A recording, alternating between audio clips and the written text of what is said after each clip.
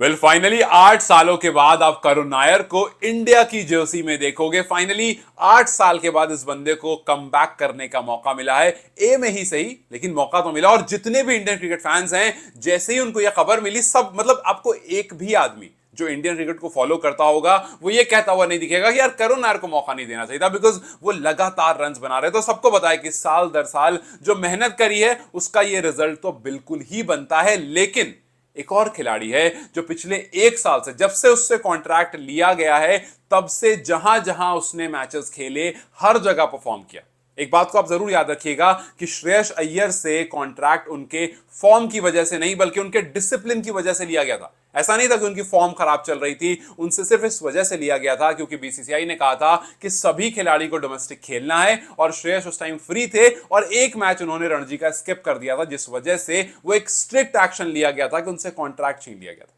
उसके बाद श्रेयस अय्यर ने जहां जहां खेला, मानो कि वो एक्स्ट्रा मोटिवेट हो गया। उसके बाद वो चाहे रणजी खेला उन्होंने, चाहे सैयद मुश्ताक अली खेला हो, चाहे ईरानी खेला हो, चाहे विजय हजारे खेला हो, हर जगह जाकर उस बंदे ने रन बनाए। रणजी ट्रॉफी में देखो 450 रन बनाए, लगभग 90 के एवरेज से 2 शतक वहां पर लगाए। सैयद मुश्ताक अली में 350 रन बनाए, वहां पर उनका एवरेज 50 का था, स्ट्राइक रेट वॉज 188। और उसका असर हम आईपीएल में भी देख रहे हैं कि हर मैच में जब वो रन स्कोर करते हैं, वो बंदा नहीं था जो 180 के स्ट्राइक रेट से रन करता था, लेकिन इसने अपने आप को वहां भी अडेप्ट कर लिया और विजय हजारे में भी 350 रन बनाए 65 के एवरेज से। सो इररेस्पेक्टिव ऑफ फॉर्मेट हर जगह आकर के रन बनाया, और तो और सिर्फ डोमेस्टिक में नहीं, बल्कि जब चैंपियंस ट्रॉफी में खेलने आया तो वहां पर भी इंडिया की तरफ से हाईएस्ट रन स्कोरर बना। लेकिन अब जब मौका आया टेस्ट क्रिकेट में, जहां पर आपको वो 4th प्लेस फिल करनी थी, वहां पर बहुत लोगों ने बात करी, मैंने खुद ही बात करी कि क्या श्रेयस अय्यर को मौका मिलेगा, या 4th पर नहीं, क्या 3rd पर, क्या 3rd और 4th नहीं तो 5th पर, मतलब क्या उनको टीम में जगह मिलेगी या नहीं मिलेगी। लेकिन जैसे ही ए स्क्वाड आता है उनका नाम नहीं होता, और बहुत लोग सरप्राइज हो जाते हैं कि यार इसकी तो जगह बनती थी ना, मतलब ए में तो एटलीस्ट आप मौका देते ना, क्योंकि आप सीधा इंडियन टीम में तो नहीं डाल दोगे।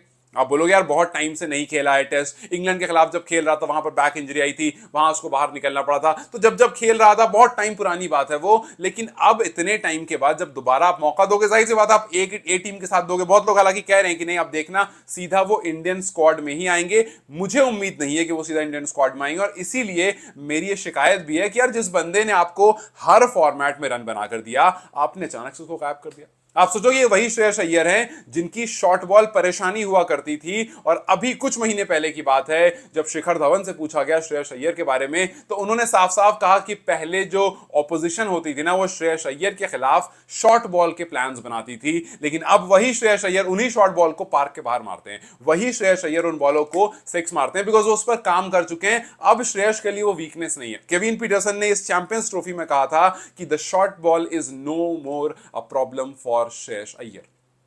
भाई दूसरे देश का खिलाड़ी कह रहा है, अपने देश का खिलाड़ी कह रहा है, इसका मतलब साफ है। और खुद श्रेयस अय्यर ने भी ये बात कही थी कि मैंने इस पर काम किया है लगातार। आप सोचो कि उसको पता है उसकी वीकनेस क्या, उसको पता है उससे कॉन्ट्रैक्ट ले लिया गया है। उसने बोला भाई टेस्ट खिलाओ, उसने बोला वनडे खिलाओ, उसने बोला टी जो फॉर्मेट मुझे खिलाना है वो खिलाओ, डोमेस्टिक में ही सही मैं परफॉर्म करूंगा। हर जगह परफॉर्म किया, और जब नाम नहीं आया, अब लोगों का एक ही सवाल है कि यार अजीत अगरकर और गौतम गंभीर को आखिर ऐसा क्या नहीं दिखा जो वो ढूंढ रहे थे कि उनको लगा कि नहीं यार श्रेयस अय्यर ठीक नहीं है, यहां पर वो फिट नहीं बैठ रहा है।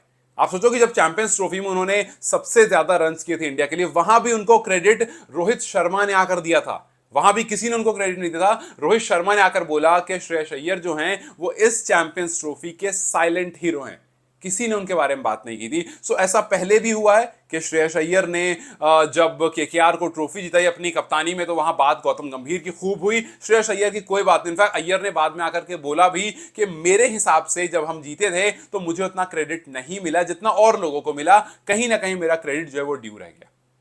तो इसी वजह से शायद रोहित शर्मा ने आकर के प्रेस कॉन्फ्रेंस में ये बात मेंशन की थी कि वो साइलेंट हीरो है, बिकॉज उनको ही पता है कि यार एक इंसान अगर मेहनत कर रहा है ना, तो एटलीस्ट आप उसके बारे में 2 शब्द भी कह दो तो वो बहुत बड़ी बात होती है। सो 2-3 इंस्टेंसेस ऐसे हो चुके हैं, चाहे आप ले लो केकेआर जिस टाइम पर गौतम गंभीर उनके साथ मेंटोर थे, या फिर अभी आप देख लो चैंपियंस ट्रॉफी, वहां भी उनको नहीं मिला था और अभी आपने उनको टीम से बाहर कर दिया। सो कहीं ना कहीं ये मामला दिख रहा है कि यार श्रेयस को थोड़ा सा साइड किया जा रहा है, या फिर इसका दूसरा एंगल भी है, उस पर भी आऊंगा मैं। लेकिन पहले कुछ स्टार्ट्स देख लेते हैं। श्रेयस अय्यर का आप अगर टेस्ट में स्टार्ट देखोगे तो 14 मैचेस में उनके पास 811 रन है, उनका एवरेज जो है वो 35 का, 1 सेंचुरी और 5 हाफ सेंचुरी। हो सकता है आपके दिमाग में सवाल आए कि यार 35 का एवरेज है, उतना कोई बहुत अच्छा भी नहीं है कि आप बोल रहे हो कि टीम में लाओ टीम में लाओ, लेकिन बहुत सारे ऐसे प्लेयर टीम में हैं जिनका एवरेज 35 से कम का है। आप देखो केएल राहुल 33 का एवरेज है। नहीं, मैं कंपेयर नहीं कर रहा हूं, केएल राहुल की जगह माइनस नहीं कर रहा हूं मैं। KL Rahul is a brilliant player और ओवरसीज में तो वो और खतरनाक है। मैं कंपेयर नहीं कर रहा हूं, मैं सिर्फ ये बताना चाह रहा हूं कि टीम में प्लेयर्स हैं जिनका एवरेज इनसे कम है। शुभमन गिल का एवरेज देखो, उनका भी 35 के आसपास का, केएल राहुल का 33 का है। सो टीम में प्लेयर्स हैं जिनका एवरेज कम है, बट उनको जगह मिली है बिकॉज वो वहां पर डिजर्व करते हो ना। और उसी तरह से श्रेयस अय्यर भी डिजर्व करते हैं, लेकिन सिर्फ इंटरनेशनल के एवरेज की बात नहीं है। आप देखो जो जिन नए प्लेयर्स की एंट्री, वहां पर देख लो श्रेयस अय्यर का अगर आप डोमेस्टिक का एवरेज देखते हो तो वो 48.5 का है। वहीं अगर आप उन प्लेयर्स का जिनकी एंट्री हुई है, जैसे साई सुदर्शन, उनका एवरेज 39 का है फर्स्ट क्लास का, ऋतुराज गायकवाड़ का 42 का, करुण नायर का 44 का है। बीते कुछ सालों में ये जो आप एवरेज मैं बता रहा हूं आपको, ये एवरेज आप रख के देखोगे तीनों चारों का, तो वहां भी अय्यर का एवरेज जो है वो बेहतर है। सो मेरा सवाल, अगेन मेरा वो सवाल नहीं है कि आप ऋतुराज गायकवाड़ को हटाओ, आप साई सुदर्शन को हटाओ या करुण नायर को हटाओ। मेरा सिर्फ सवाल ये है कि आप इंडिया ए में एटलीस्ट इनको जगह दे सकते थे, बिकॉज यहां पर आप 11 नहीं बल्कि आप बहुत सारे प्लेयर्स लेकर जा रहे हो, 17 18 20 प्लेयर्स, आप 18 प्लेयर्स आप लेकर जा रहे हो। सो यहां पर एक श्रेयस अय्यर को ऐड किया जा सकता था, बस यही सारी कहानी है। और अगर यहां पर आपने ऐड नहीं किया तो आप जाहिर सी बात आप उनको टेस्ट स्क्वाड में भी ऐड नहीं करोगे, तो आगे जाने के बाद सिर्फ एक ही ऑप्शन बचता है कि भैया अगर टीम में कोई प्लेयर फ्लॉप होता है और जब इंग्लैंड से आप वापस आते हो तो वहां पर आकर के आप रखोगे। लेकिन जो मैंने कहा कि इसका दूसरा एंगल भी है। दूसरा एंगल ये है कि गौतम गंभीर हो सकता है इस चीज पर थोड़ा ज्यादा ध्यान दे रहे हैं कि यार हम ना फॉर्मेट वाइज प्लेयर को डिवाइड कर दें।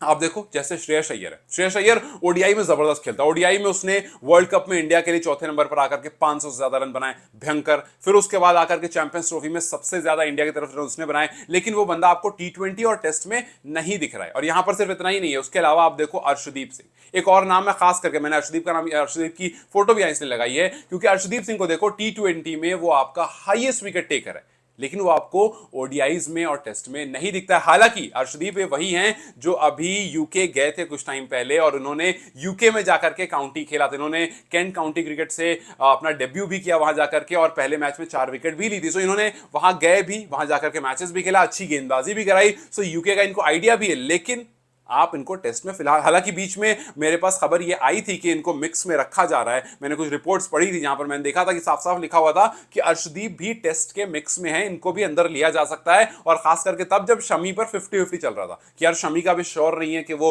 आपको स्क्वाड में दिखेंगे, शायद हो सकता है कि ना भी दिखे, और वहां पर अर्शदीप की एंट्री हो सकती है। एक बॉलर माइनस माइनस होगा तो एक बॉलर प्लस हो सकता है। लेकिन जो मैं दूसरा एंगल बता रहा हूं जहां पर ऐसा हो सकता है गौतम गंभीर फॉर्मेट डिवाइड करने की कोशिश कर रहे हो, क्योंकि यार अर्शदीप सिंह आपके पास देखो आईपीएल में पंजाब किंग्स की तरफ से खेलता है, सबसे ज्यादा विकेट पंजाब किंग्स की तरफ से अर्शदीप के पास है। अर्शदीप इंडिया जब टी20 खेलता है सबसे ज्यादा विकेट अगर इंडियन बॉलर किसी के पास है तो अर्शदीप के पास है। सो जो बंदा टी20 में रॉक कर रहा है, जो बंदा यूके जाकर के काउंटी खेल रहा है और अच्छा खेल रहा है, उसको आप मौके दे सकते हो। लेकिन अगर आप फॉर्मेट डिवाइड करने की कोशिश कर रहे हो तो शायद आप ना दो, क्योंकि अय्यर और अर्शदीप की बात नहीं। आप देखो ऋषभ पंत की तरफ, ऋषभ पंत का अगर आप रीसेंट टाइम्स में एक्टिव प्लेयर्स में देखोगे तो आपको सेकंड बेस्ट दिखेगा एवरेज, लेकिन वही ऋषभ पंत आपको टी20 और ओडीआई में फिट बैठते हुए नहीं दिखेंगे।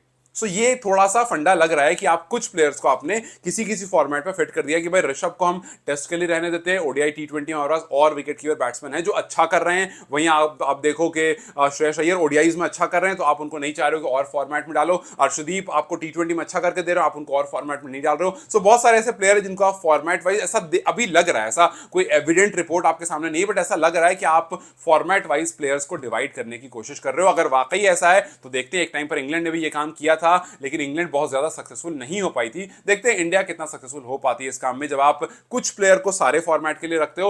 वैसे सारे फॉर्मेट के लिए आप देखो शुभमन गिल फिलहाल टी20 के मिक्स में नहीं है अभी तक, जितना हमने टी20 देखा। इसके बाद आईपीएल के बाद क्या होता है वो एक अलग सी कहानी है, लेकिन अब तक हमने जो देखा शुभमन गिल वहां पर नहीं है, टेस्ट और ओडीआईज में है। तो क्योंकि अब रोहित और विराट चले गए हैं टीम से, तो हो सकता है कि आपको अलग अलग टीम तैयार होती हुई दिखे। और टी20 की वैसे हमारी टीम जो है पूरी अलग हो चुकी है, सूर्या की कप्तानी में पूरी टीम ही वो अलग है। एक आध दो प्लेयर पहले रोहित विराट वगैरह सेम होते थे, लेकिन अब जब से रोहित विराट ने रिटायरमेंट ली टी20 से, अब देखो एक नई टीम बनी हुई है। संजू हो गए, अभिषेक हो गए, अब तो जायसवाल की बात हो रही। जायसवाल को भी वहां पर क्योंकि वो टेस्ट में बिजी थे तो उनको टी20 में फिट कर दिया गया। सो हो सकता है कि गौतम गंभीर इसी प्लानिंग में हो कि भाई एकदम अलग प्लेयर बनाओ, अलग फॉर्मेट बनाओ और एक को दूसरे से डिस्टर्ब मत करो और तीनों में हमें लीड करके चलना है। अगर वाकई ऐसा प्लान है, देखते हैं कि ये प्लान कितना काम करता है, और अगर नहीं तो फिर क्या कुछ ऐसे प्लेयर्स हैं जिनको तीनों फॉर्मेट खिलाना जरूरी है, जैसे जसप्रीत बुमराह। खैर, आपको क्या लगता है, क्या वाकई 3 फॉर्मेट के लिए 3 अलग अलग खिलाड़ियों का रखना सही है? क्या ऐसा करने से उन प्लेयर्स का फोकस जो है वो अपने एक फॉर्मेट पर रहेगा, और क्या वाकई इससे इंडिया इवेंचुअली ग्रो करेगा, या फिर it is not a good idea, या फिर कोई और रीजन है जिस वजह से श्रेयस अय्यर, अर्शदीप और इस तरह के प्लेयर्स जो हैं उनको टेस्ट में नहीं लाया जा रहा है? आपको क्या लगता है मुझे कमेंट सेक्शन में जरूर बताएं। Till then you guys take care, I will see you very soon. Bye.